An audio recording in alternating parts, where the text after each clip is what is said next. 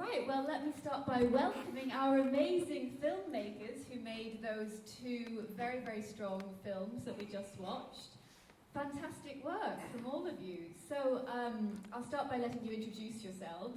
So would you like to say who you are and which film you're with? I'm Siewert. I'm the co-writer, co-director, co-producer, and editor of Kill Your Lover. And I'm Alix. I am co-director, co-producer, co-writer of Kill Your Lover. I am Daniel Keeble. I made the short film The Night Blooms. I'm the director and writer. And I'm Alix Ryan, and I was the producer for Night Blooms and the voice of the mother. Fantastic. So I've been starting off by asking everybody the same question, which is, how did the premise of the film come to you? What were you hoping to achieve? What was the sort of main idea? What were you hoping to get out into the world? Well, I think, to a certain extent it came from a practical notion of that we wanted to make a feature, but we wanted to make a feature where that was within our means. So, single location, minimal cast and crew. And so it kind of started off weirdly as this idea about what if you were trapped in a flat with a zombie? It's like if you had one zombie that you had to kill, that would actually be quite difficult. And then as we kind of kept going and morphed into this idea of it's more interesting if there's some kind of relationship basis for it. So maybe it's more interesting to see them transform into the zombie. And then we got to the point where it kind of actually once they are a zombie, it's kind of limited. It just becomes about them sort of trying to evade or fight this kind of somewhat personality-less monster. So that's when we ended up sort of creating more of a sort of metaphorical disease that's kind of controlling and rotting from the inside. Yeah, I'd say in terms of achieving what we were looking to do, I think it actually ended up turning out better than we hoped. So we were like, well, that's nice. That's not bad. And I think that also came a lot from the people that we ended up onboarding. So our amazing production art director, Russell, is actually in the house as well. So introduce you to him. Russell! Woo! There he is. And so, the shards of glass you saw and all that kind of stuff, that was all Russell. And we also had a great post-production team and basically, I think horror in particular, but to be honest, any movie, sound design, score is key. So we achieved everything we wanted to and then more, thanks to the other people that came on board. So yeah. That's just what I love to hear. Fantastic. And tell me about Night Blooms, another really strong premise, I thought. Such an interesting idea. How did that come to you? The idea for it came from the main actress, Samantha Anderson. She thought of this idea of a woman keeping her children asleep all the time. And then I wrote the script based around that idea. And that was pretty much it, really. And the meaning behind the film, what do you think?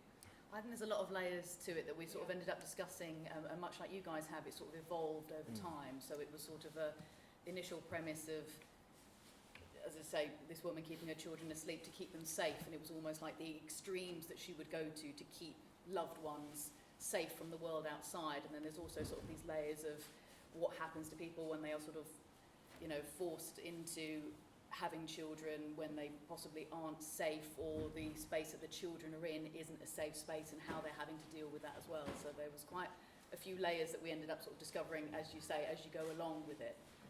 And then finally we had The Night Blooms, which we loved.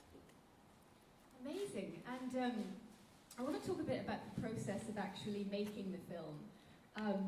Your film seemed to me, it's kind of, is it a body horror, I would describe it as, but kind of one sort of a metaphor for a toxic relationship through body horror, I suppose. So what was the actual process? I noticed there were sort of flashbacks to different scenes, different timelines. So you shot it all in one, did you shoot it in one block, or was it shot, what's the word that I'm looking for, consecutively, or were you kind of shooting all over the place? Yeah, that's a really good question. Basically, the way it ended up working out with us is we put a date in the diary and we're like, we're just going to shoot this movie now, no matter what. And so that was going to be August of 2022. And then given the way that the film is so reliant on practical effects, we decided to split the film into 2 blocks. So we shot 4 days in August in the end, because we were like, we have to shoot something. We promised this to ourselves. So we shot all the flashbacks first. And then we came back 2.5 months later to shoot for another 11 days. So in the meantime, we were like, you know what, we'll use this to our advantage and get the actors to grow their hair out. And Paige, the lead actress, actually just fancied dyeing her hair. And we were like, please, that sounds great. So there was an even bigger contrast between the 2 points in time. So yeah, that's how we did it. I just want to add too that we had a review that seemed to think that we put Shane in a wig. That's not a wig, that's just what his hair looks like. He's just a wolf man. And what about the process of shooting? I assume your film, I guess, this was 15 days of shooting. Did you have less time shooting? Because it's a short Yeah, we had film. 1 day. You did the whole thing in 1 day? 1 day, 1 location, which is how we usually work with our short films, because we're working with no budget essentially, and just getting everyone together, small crew, 1 location. I had a friend who had this lovely big house. He said you can just shoot in one of the rooms for this, which is all we needed really. I was the DOP as well as we didn't have a sound recorder because there's no sound on set, which really helped. But ultimately we had 3 cast members, small crew, simple 1 set essentially. Well, they're both kind of more or less single location shoots, and I guess... Yeah, and that always helps with these sort of low budget films. Yeah, When you're yeah. working, try to write a script or a story based around 1 or 2 locations just to help bring the costs down, I think. Absolutely. I want to ask a bit about the casting process, because that seemed to me that it was very kind of reliant on, it's more or less a two-hander, apart from sort of a few scenes toward the end, and that very much relies on the cast being quite good, because they've got to hold the whole thing, or carry the whole thing. So how was that? Did you hold extensive auditions, or did you just go with people you already trusted, or what was that process like? I mean, it was kind of a combination of both. I mean, we very deliberately wrote Axel with Shane in mind, because, you know, we had, like, Shane actually was in the year below Alix at drama school. And so we'd worked with him ages ago, and, like, we knew that he was very good at improvisation. We knew we needed a character that both, like an actor who could both be intimidating but also kind of very likable, but also, like, while he does terrible things, you still find him compelling and interesting. So was a lot of it improvised then? There were definitely, like, so all the fight sequences are improvised. So it's like, so when you're looking at stuff in the past, basically what we would do is we would say, here's a topic, you know, we want you to improvise, and we just go for like 5 minutes of them just arguing. We'd have like 2 cameras running, and then we do it in 3 stages. So we'd have 2 cameras running to capture kind of like the argument. Then we'd also do a sequence, which was where like the camera, we were just getting distortion shots, or we get slow motion. If we get in slow motion, most of the time what we do is like, we'd have one of the actors start kind of like arguing while the other one just had to sit there and react to it, so we could just get pure like visual reactions, because you're obviously not going to sync to the slow motion sort of like audio. So it was kind of, and then the idea was to like sort of like mold those into a kind of kaleidoscopic kind of like look. So that's a combination of like all sorts of different improvisations, but most of the rest of the film, the non-flashback parts, that's all scripted. So it's a kind of combination of both scripted and improvised. But then in terms of casting, Paige, we literally did do through a casting process. We kind of like, we just sort of like had a very sort of like wide breadth of people that we looked at, and we needed people who were very like committed to both you know, the physical and intimate elements of the part. And yeah, and she was just like someone that we ended up just like really sort of like loving her, you know, just both her, just like her whole vibe and her professionalism. She wasn't necessarily how we pictured the character in the script. It was kind of like, but she kind of ended up becoming the character, her version of the character ended up becoming the one that appealed to us the most. Yeah, I think because of the nature and the budget of the movie, we definitely were looking to work with people we'd worked with before, because it's all about trust and keeping things like, you know, together. And then I think that's it, is Paige just really surprised us, and we were like, it's kind of undeniable. It's her, you know, so you think you're going to end up with one thing, and then it evolves, and that's a good thing. Fantastic. And you had the challenge, I think, of casting children who had to be mostly asleep. Yes. How did you go about that? Well, we'd actually worked with Blake on another short film with Enact Theatre, which is a piece about anti-gang crime, about 2 years beforehand, and he was absolutely superb and was really interested in doing more theatre and more film. And then this Sam's niece Mia was the other little girl as well, and they were absolutely brilliant, and they're really, really interested in film, and I think Mia ends up doing her own little productions at home that she wants to do. So because they were both very interested in the process, they were happy to sort of be on set and ask loads of questions, and we could talk them through things, and they really enjoyed it, and they took direction very well. They weren't a fan of eating the soup when it got a bit cold. That was probably one of the main obstacles, was trying to get them to, you have to for this shot, but they were absolutely brilliant. And But all they had to do was sleep for most of the filming, so they enjoyed it. And one thing that struck me about your film was the fantastic score. Tell us how you came about such fantastic music. How did that happen? So we have a long-time collaborator, Keeble, French, but lives in Budapest, London. He's everywhere now, which is great. But we met him 7 years ago, and we've been really good friends since. And he's basically done, this is his 7th movie with us. And so he just really gets us.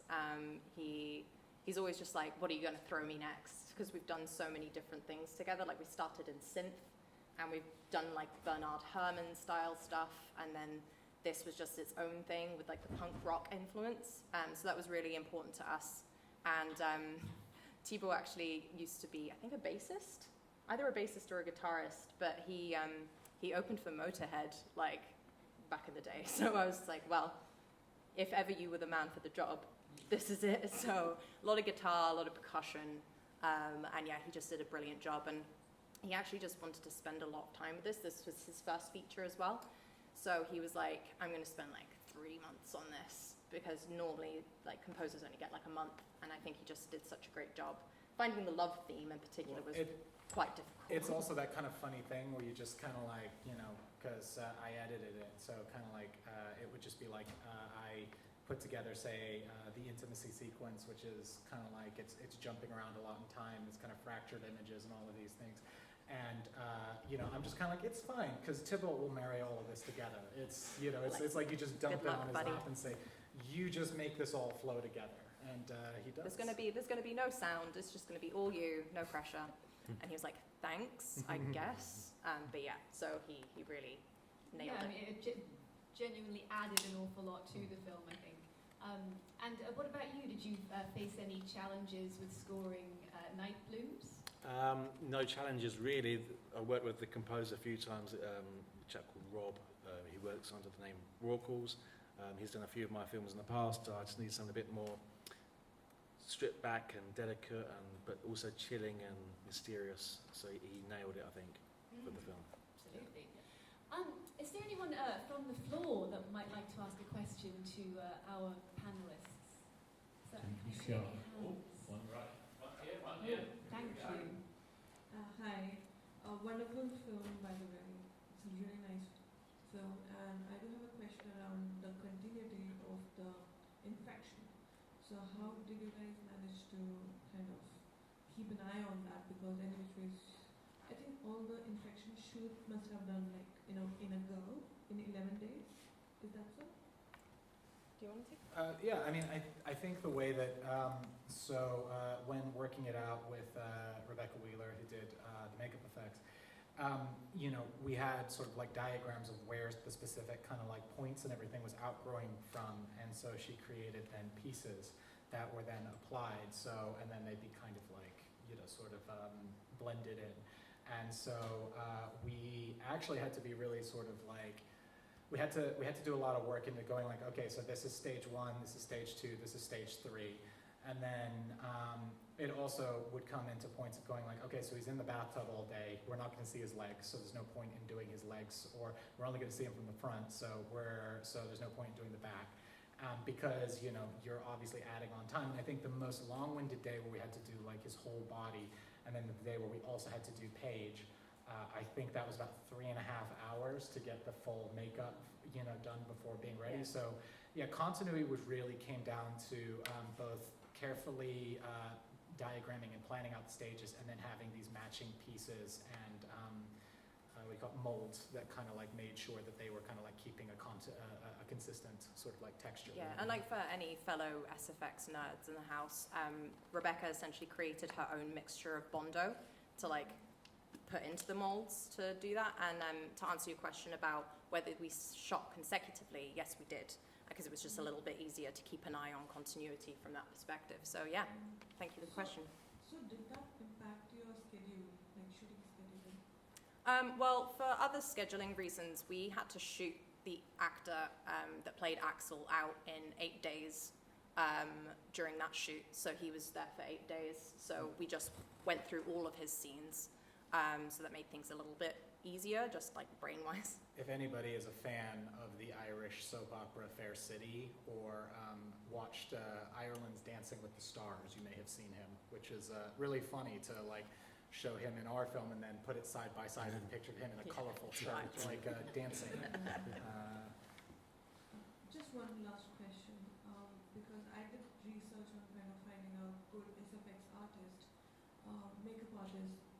How do you, what was the budget, like overall budget for the makeup? Well, we don't necessarily discuss the budget because we think it's one of the least interesting things about the film. I mean, when you're working at this level, like, you know, anything under $1 million, which is what I would be willing to say, anything under $1 million, like, people aren't getting paid properly. They're doing it for the passion. So, I mean, what I would say, though, is that I would say about, I want to say a third, maybe a quarter of the budget went on SFX, and then a lot of the rest of the money went on sound, because sound was so key to like marry them together. And on a practical basis, I'd say that like one of the way we found Rebecca was honestly by going to makeup effects schools and looking at who was coming through and you know, just sort of like messaging the schools and seeing who kind of like was interested. So that would be a practical way of also like looking for makeup effects. Yeah, and you know, if you work with someone on a short film beforehand, that's also a great way. So we had worked with Rebecca on our previous body horror short film, Do Not Resuscitate, which you can watch on Alta if anyone knows about Alta. And so we were like, had a great working relationship with her there, and we built on that essentially. But essentially we were like, this is such a showcase that we were like, we want to work with you on this together and yeah, enable you as far as we can. Thank you. Amazing, and there's a gentleman here. Okay, one here first, sorry. Oh, sorry, go ahead. Sorry, I was going to ask about time. So I think you guys, the way that you constructed the story in terms of the altering time frames was awesome and really well constructed. Was that done at script stage, or was that, you talked a lot about improvisation, did you work it out on the fly in the edit, or yeah, was it at the script stage? So the way we had more time when we were shooting the flashbacks, so we had these scripted scenes that were always going to happen as flashbacks. And then on the fourth and final day, we were doing all the argument stuff. And originally we were going to shoot just for the one line. So we were like, we're just going to give them a bit of build up to get to that one line, and that's what we're going to use. And then the material we got in those flashbacks through the improvisation just ended up being such like the heart of the piece that we were like, oh, now we're going to re-edit and rethink how we're going to shoot in what we're going to shoot in November, lean less on the fight scenes and make it more emotional. So I hope that answers the question. Did you then work that out in post or while you were directing? Like, did you know where the time jumps were going to be? Yeah, I think there was always a very clear idea of where things were going to move in and out because, you know, we wanted very clear transition shots. So obviously the sort of the jump cut from the wall of pictures to like the framed images. It's obviously supposed to have a certain kind of like meaning to it. We wanted there to be this kind of smooth transition between past and present and give the film a little bit more of a dreamlike sort of like feel to it. I'd say where a lot of like the post-production stuff came more in the actual meat of the scenes. So like in the intimacy scene and in the fight scenes, that was really where there was a lot of sort of like trial and error and finding like the best way through. Like that was really a case where we had like a lot of material and we were trying to work through it. But in terms of the movement between the past and the present, those things were very like specifically conceived of as very sort of clear transition points. Yeah, very formulist. Yeah. Amazing, Yeah, and Thank you. sorry. Hey guys, you know how much I love this film, because it's the second time I've seen it now. I'm just interested as to where it's going, so I know you've been taking it like around the world and everything like that, and I've been like sort of championing it a little bit as well.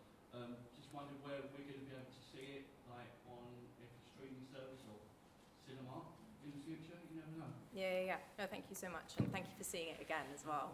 It means a lot. And Yeah, in terms of what we know, so the movie's coming out with Dark Sky Films in North America on the 7th of June.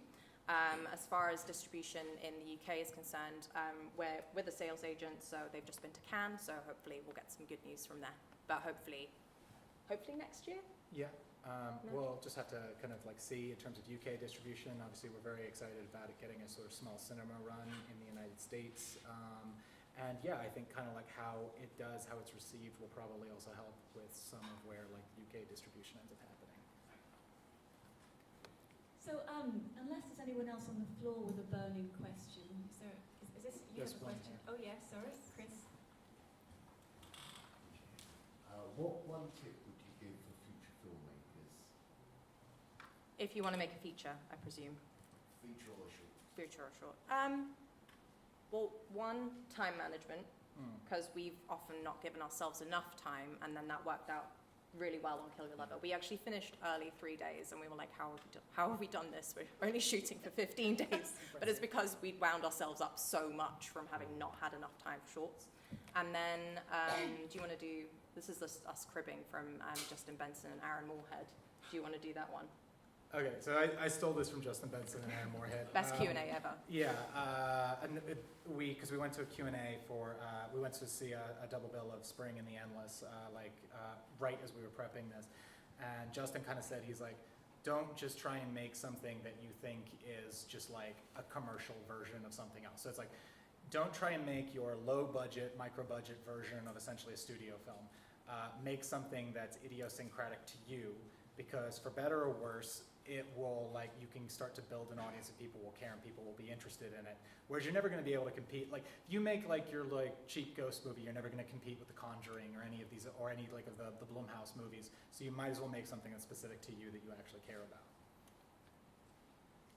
But I stole that from Justin Benson. So. No, it's very good. Yeah, we always credit them. We're like, we're not going to be like, oh, this is totally us. And what about you two? Would you have any tips or advice? I think time, absolutely. If for sort of certain short films, if you say it's a 2-day film, it's going to be a 3-day film. And it's all in the prep. It's taking as much time as you possibly can beforehand, so that when you're on set, you can just get on it, have your storyboards absolutely prepped, have an idea in your head, get a team on board that you really trust. When you're working with low budget, obviously it means that some people might end up having to take other jobs at other times and things then change. So if you give yourself more time with pre-production, it then means when you're on set, you can just get on it and make what you really, really want to make. Daniel? And I'd just quickly say that first time filmmakers, I'd recommend networking, going to networking events and film festivals like the Romford Film Festival to meet other like-minded filmmakers and collaborate and get your face out there, get your name out there and work with other people. I just wanted to say like a really small, actually little practical thing that we did on this that we learned from Damien McCarthy, who directed Caveat and Oddity, which should be coming out later this year. He gave us this advice that was just take some time, like literally if you can, like a day or something, where you literally just shoot inserts or like just random stuff, like the camera like creeping along the hallway, or like weird stuff like that. You don't necessarily know what you're going to use it for, but like it can get you out of jams. And I can say that like that 100%, it was like the best shooting day. It was me, Alix, our DP, and our gaffer, just literally hanging out, shooting like a kettle going down on a stove, the camera creeping along. Like we spent an hour just lighting and setting up that lamp smashing because we had one shot at it, and like being able to take that out of a stressful environment and actually just kind of be like, okay, we're just getting these little things that if we need them, they actually ended up solving a lot of problems for us. So it's actually just a really nice little practical like tip that we definitely sort of like valued. Thank you, that's really, really good advice. Just to finish up, I'd like to ask about future plans, where you would like to see your filmmaking going in the future. Will there be a Night Blooms feature or something maybe coming from that? And what are you two hoping to make next? Do you guys want to start? Because I feel like we keep... No, that's cool. Yeah, so for us, we've done so many short films now, so we want to make a feature film, and the Night Blooms for us is going to be our next project that we're currently working on. Ooh. To make it a feature film, because we feel there's a lot more to the story to tell, I think. Yeah, so that's Great, I'm the looking big forward thing. to that. Cool. Shall I do one and you do the other? Sure, you go. I mean, there's multiple, but there's two that we're working on in particular at the moment. So there's the one I'll talk about umbilical, which is essentially like the spiritual successor to Kill Your Lover, if you will, but it's its own thing. So we want to take what we've done with relationships in Kill Your Lover, but apply that to pregnancy. Make kind of like an Evil Dead meets Bodies, Bodies, Bodies. This very wacky, also kind of creature feature vibes. And yeah, it's going to get gnarly. Yeah, and then we also have a project that we've been pitching around to some places and submitted to some things. And it's basically a werewolf movie, but it's like, what if Crank was a werewolf movie? Just like one crazy night, like somebody, basically it's like somebody has to kill the werewolf that bit them before sunrise, or they forever are like cursed to be a werewolf. So it's, yeah, it's you know, we like monsters, we like crazy shit, and yeah, that's the idea. Well, from all of us at Romford, we wish you the best of luck with all of those projects, and thank you so much for coming and sharing your films with us today. Can we have a round of applause for our